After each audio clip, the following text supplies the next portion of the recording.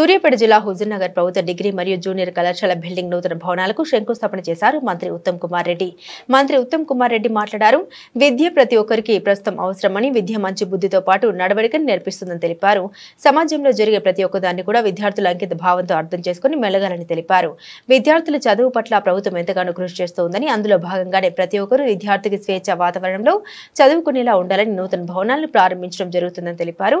Huzurnagar minority school మంచి చదువుని అందించి విద్యార్థుల్ని టాప్ లో ఉంచినందుకు ఆ స్కూల్ కి కూడా తన వంతు సహాయ సహకారాలు అందించి మౌలిక సదుపాయాలన్నీ కూడా పూర్తి చేసేలా చేస్తామని హామీ ఇచ్చారు. నేను చాలా ఏళ్ళు చైనా పాకిస్తాన్ బార్డర్ లో పనిచేశాను. ఆ తర్వాత భారత రాష్ట్రపతి దగ్గర ఒక ఉన్నత అధికారిగా పనిచేస్తూ రాజీనామా చేసి రాజకీయాలకు రావడం జరిగింది. ఆ తర్వాత ఈ శత్రు నాయకుడు కిషన్ రెడ్డి చేతిలో ఎత్తిపోయాడు. ఓకే, మీ అందరికీ నేను ఒకటే సలామా.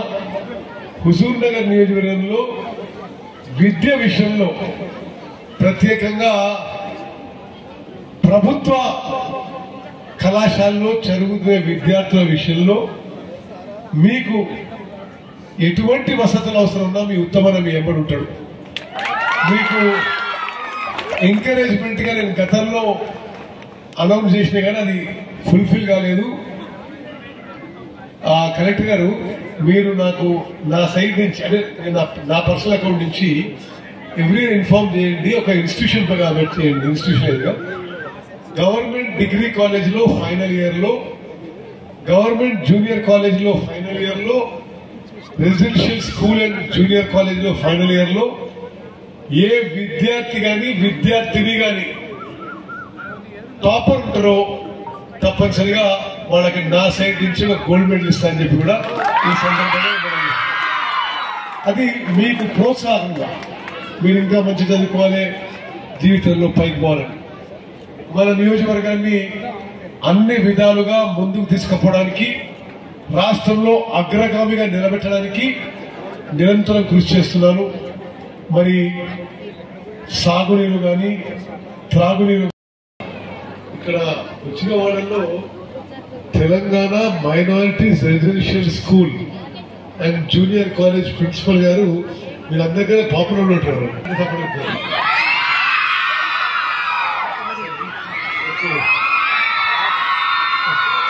వర్గంలో నిరుపేదల పిల్లలకి సంపన్న కుటుంబాల జూనియర్ డిగ్రీ కాలేజీలకి ప్రైవేట్ కళాశాలకు పంపిస్తూ వాళ్ళకి పెద్ద తేడా ఉండదు. మరి ఎస్సీ, ఎస్టీ, బీసీ, మైనారిటీ నిరుపేదల కుటుంబాలే ఎక్కువ గవర్నమెంట్ జూనియర్ కాలేజ్కి, గవర్నమెంట్ డిగ్రీ కాలేజీ వస్తారు. అయితే నేను ఇక్కడ ఎమ్మెల్యే అయిన తర్వాత 2-3 దఫాలుగా నాకు ఎంత వీలైతే అంత సహాయం చేయడం జరిగింది. ఒకసారి డిగ్రీ కాలేజ్ వస్తే కంప్యూటర్ లేవంటే మరి ఆ రోజు ఎంపీ నిధుల నుంచి 5-6 లక్షలు ఇవ్వడం జరిగింది. ఆ తర్వాత ఓ రోజు నేను జూనియర్ కాలేజ్ చూసిన చాలా బాధ అనిపించింది. అంటే ఈ పాత జూనియర్ కాలేజ్ బిల్డింగు శిథిలావస్థ పరిస్థితులు ఉంటాయి. అంటే పైన రూఫ్ పడిపోతుంది, గోడలు పడిపోతున్నాయి, కిటికీలు తలుపులు ఊసిపోతున్నాయి. ఆ పరిస్థితుల్లో చూసి ఆ రోజు ఏమనుకున్నంటే పిల్లలకి ఒక మంచి మౌలిక సదుపాయాలు కల్పించడం మన బాధ్యతగా నేను భావించాను. ప్రభుత్వంలో ఉన్న పెద్దలందరితో ఎంబడబడి నిజంగానే ఎంబడబడాల్సి వచ్చింది. జూనియర్ కాలేజ్కి 7,25,00,000 రూపాయలు, 24 మంచి జూనియర్ కాలేజ్ పిల్లలు చెప్తున్నా 24 గదులు, ఒక మంచి స్టాండర్డ్ గదులు, టాయిలెట్లు, మంచినీళ్లు అన్ని ఏర్పాటు చేయడానికి ఇప్పుడు నిర్మాణం మొదలైంది. దానికి శంకుస్థాపనగానే వచ్చినాం. అదేవిధంగా డిగ్రీ కాలేజ్కి కొంత ఆల్రెడీ గతంలో వసతులు ఉన్నాయి కాబట్టి 4,65,00,000తో కొత్త బిల్డింగ్ నిర్మాణం చేపట్టడం జరిగింది. మరి నేను చాలా సంతోషిస్తున్నాను. వాస్తవంగా ఇంతకుముందు వక్తలు చెప్పినట్టుగా ఒక 2-3 రోజుల నుంచి నాకు వైరల్ ఫీవర్ వస్తుంది. కొంత అనారోగ్యంగా ఉన్నా ఈరోజు ముందే ప్రకటించిన కార్యక్రమం ప్రకారం తప్పనిసరిగా పోయేద్దాం అనుకున్నాను. ఎందుకంటే విద్య కంటే గొప్ప విషయం మరొకటి ఉండదు.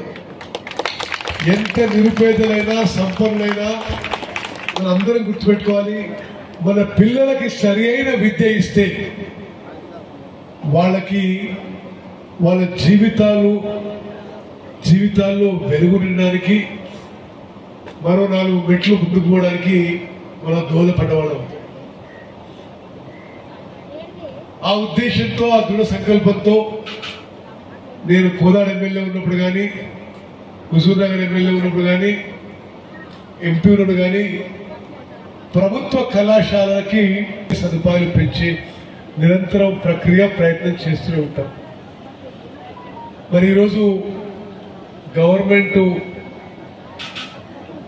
డిగ్రీ కాలేజ్కి 4,60,00,000 కొత్త ఆధునిక భవనం, గవర్నమెంట్ జూనియర్ కాలేజ్కి 7,20,00,000తో కొత్త ఆధునిక భవనంతో సహా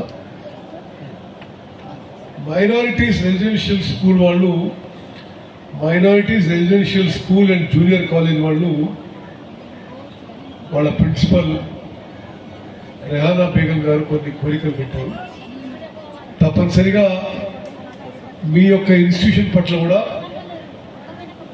మీరు మీ బేసిక్ ఫెసిలిటీస్ లో కొంత నేను సాయం చేస్తామని చెప్పి ఇప్పుడు మీ బిల్డింగ్ లీక్ అవుతున్నట్టున్నారు.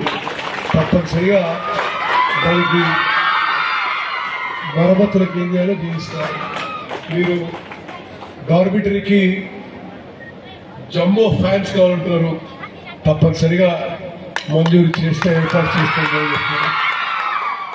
అదేవిధంగా మీరు థ్యాంక్ యూ అన్న, కంప్యూటర్స్ అండ్ ప్రింటర్ అడిగారు, తప్పనిసరిగా అది కూడా మంజూరు చేస్తానని చెప్పి నేను సభాముఖంగా మనవి చేస్తున్నాను.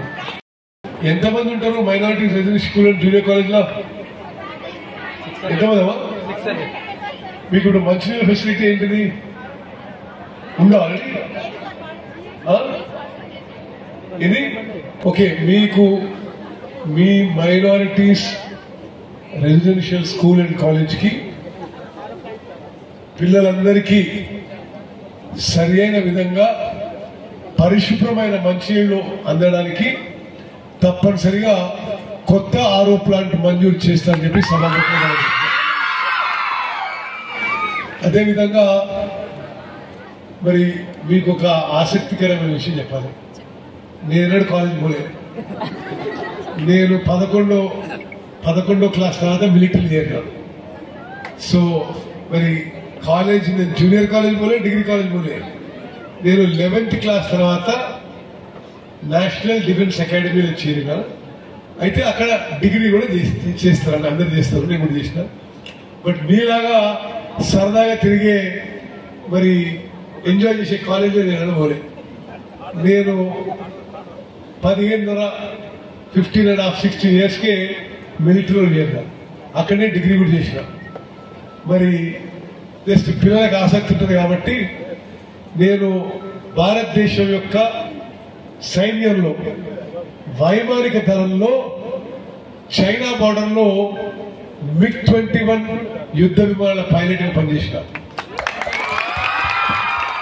పాకిస్తాన్ బార్డర్లో యుద్ధ విమానాల పైలట్ గా MiG-23 యుద్ధ విమానాల పైలట్ కూడా పనిచేసిన. అయితే సరే కరెక్ట్ గా కూర్చోండి.